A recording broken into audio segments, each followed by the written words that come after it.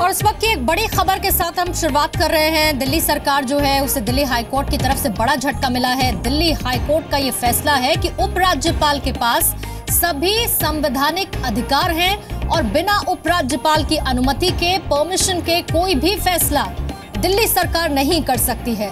सिर्फ special public prosecutor की नियुक्ति दिल्ली सरकार अपनी मर्जी से कर सकती है और बाकी तमाम अधिकार फैसले को लेकर उपराज्यपाल के पास है। दिल्ली हाईकोर्ट की तरफ से ये बड़ा फैसला आया है। अरविंद केजरीवाल को, आम आदमी पार्टी सरकार को ये बड़ा झटका लगा है। एलजी की मंजूरी के बगैर कोई कानून नहीं बना सकती है दिल्ली सरकार, कोई आयोग जिसका गठन नहीं कर सकती है दिल्ली सरकार। ये टिप्पणी दिल्ली हाईकोर्ट ने अपने फैसले में की है। ये एक बड़ा झटका केजरीवाल सरकार के लिए।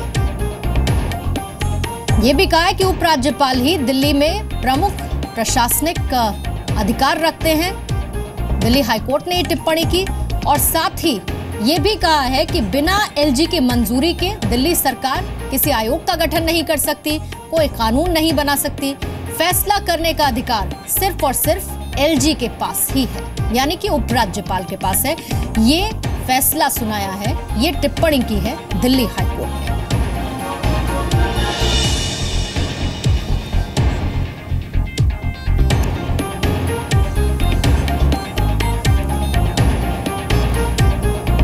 तो ये एक बड़ा सेटबैक, एक बड़ा झटका दिल्ली हाईकोर्ट की तरफ से दिल्ली सरकार को लेकर। यह भी कहा है कि दिल्ली कैबिनेट के हिसाब से उपराज्यपाल काम करे, ऐसा नहीं होगा। उपराज्यपाल इस बात को लेकर बंधे हुए नहीं है कि वो दिल्ली सरकार के हिसाब से काम करे। फैसले लेने का अधिकार एलजी के पास ही है और साथ ही एलजी का हर फैसला दिल्ली सरकार माने। तो बड़ा झटका केजरीवाल सरकार को लेकर दिल्ली हाईकोर्ट ने अपनी टिप्पणी में कहा है कि बिना उपराज्यपाल के मंजूरी के कोई भी फैसला दिल्ली सरकार नहीं ले सकती है और उपराज्यपाल इस चीज को लेकर बाध्य नहीं है कि वो दिल्ली कैबिनेट के फैसले को माने। इस पर और ज्यादा डिटेल्स मेरी सहयोगी निवृत्ति मोहन दे रही हैं। निवृत्ति, बड़ा झटका केजरीवाल सरकार को लेकर, क्या कहा दिल्ली हाईकोर्ट ने? जी बिल्कुल, एक बड़ा झटका दिल्ली सरकार को दिया है। दिल्ली हाईकोर्ट ने साफ साफ ये कहा है कि उपराज्य के पास सारे संवैधानिक अधिकार हैं दिल्ली के, क्योंकि एक यूनियन टेरिटरी है दिल्ली। और इसके बाद उन्होंने ये भी कहा कि बिना परमिशन के या बिना एलजी की सलाह के, बिना उनके अप्रूवल के किसी भी तरह का निर्णय दिल्ली सरकार नहीं ले सकती है। एक एक्सेप्टेंस जरूर दी है कि एक्सेप्ट स्पेशल पब्लिक प्रोसिक्यूटर की अपॉइंटमेंट के, उनकी अपॉइंटमेंट दिल्ली सरकार कर सकती है। साथ ही ये भी कहा है कि अगर काउंसिल ऑफ मिनिस्टर जो हैं दिल्ली सरकार के, उनको हर बात पे कंसल्ट जरूर करना होगा एलजी से। और अगर एलजी बाउंड नहीं है, उनकी कोई वो बाध्य नहीं है एड करने के लिए दिल्ली सरकार को या एडवाइस देने के लिए। निवृत्ति, सीधे कोर्ट से हमारे साथ महेश गुप्ता हैं, हम उनसे डिटेल्स और थोड़ी सी ले लेते हैं। महेश, आर्टिकल 239 का जिक्र भी दिल्ली हाईकोर्ट ने किया है अपनी टिप्पणी में। ये कहा है कि दिल्ली यूनियन टेरिटरी इस आर्टिकल के हिसाब से है और उस पर वही सब कायदे कानून लागू होंगे जो एक यूनियन टेरिटरी में होते हैं। जी देखिए, क्योंकि जो एक राज्य होता है, राज्य जो है अपने आप में पूरी तरह से राज्य होता है और वहाँ पर बाकायदा जो है राज्यपाल होता है, ठीक है। लेकिन जो दिल्ली है या बाकी यूनियन टेरिटरीज हैं, ये पूरी तरह से इनको केंद्र शासित प्रदेश बोला जाता है। इनको केंद्र शासित का मतलब यही है कि केंद्र के पास शासन है, इनको बोला जाता है केंद्र शासित प्रदेश। और उसमें दिल्ली भी एक शामिल है, जहाँ पर राज्यपाल नहीं होता, उपराज्यपाल की नियुक्ति होती है और उपराज्यपाल जो है संवैधानिक पद है। और ऐसे में अगर इस केंद्र शासित प्रदेश के अंदर कोई भी बड़ा फैसला लिया जाता है, कोई कानून से जुड़ा हुआ या किसी बड़ा अधिकार से जुड़ा हुआ, तो उसके अंदर उपराज्यपाल की अनुमति जरूरी होती है। जो छोटे मोटे आपके कार्य हैं वो जो है दिए हुए होते हैं कि होम सेक्रेटरी लेवल का आदमी कर लेगा, चीफ सेक्रेटरी कर लेगा।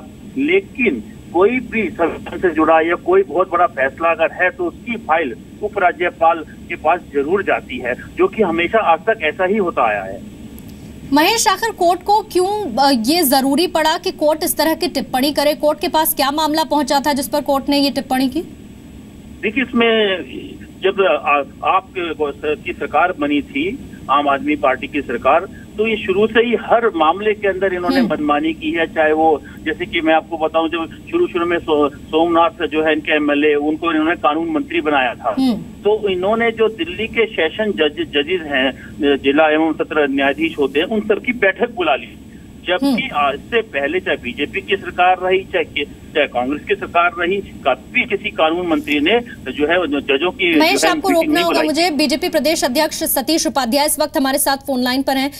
सतीश उपाध्याय सर, आपकी टिप्पणी कोर्ट के इस फैसले के बाद? देखिए, मेरी टिप्पणी है कि जिस प्रकार से दिल्ली के अंदर एक एनार्किक राज चलाने की कोशिश की गई है, जिस तरह से संविधान की सारी धाराओं को तार-तार करने का प्रश्न किया गया है, जिस तरीके से उपराज्यपाल और संवैधानिक पदों पर बैठे हुए लोगों की अवहेलना करके शासन चलाने की कोशिश है, इससे खराब प्रशासनिक व्यवस्था उदाहरण किसी और राज्य में नहीं मिल सकता है। दिल्ली के अंदर लगातार जो ले डाउन प्रोसीजर्स हैं, आप एक केंद्र शासित प्रदेश के मुख्यमंत्री हैं, क्या मुख्यमंत्री को करना है और क्या उपराज्यपाल को करना है, कौन कौन सी परमिशंस आपको किस किस पर बातचीत सलाह मशवरा उपराज्यपाल से करना है, तो आप नहीं करेंगे तो निश्चित रूप से हाईकोर्ट का फैसला दिल्ली के भविष्य के लिए बहुत महत्वपूर्ण है, क्योंकि लगातार संवैधानिक व्यवस्थाओं की अवहेलना करना, कानूनों को नहीं मानना। सतीश उपाध्याय, मैं आपको रोकना चाहूंगी।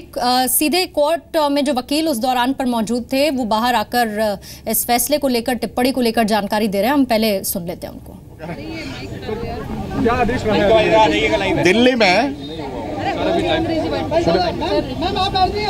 दिल्ली में कुछ दिनों से ये मझधार में थे लोग कि दिल्ली सरकार दिल्ली स्टेट की तरह मानी जाएगी, कि उसको लेफ्टिनेंट गवर्नर से परमिशन ली जाएगी। तो जो 239 आर्टिकल अनुच्छेद 239 कॉन्स्टिट्यूशन का है, उसमें यह कहा गया है कि जो भी यूनियन टेरिटरी है उसको गवर्नर या लेफ्टिनेंट गवर्नर से परमिशन लेके, अपनी अप्रूवल लेके, जो भी पॉलिसी मैटर्स हैं, जो भी इंक्वायरी कमीशन है वो और कोई सर्विस मैटर है वो आपको करना पड़ेगा। इस बात पे जब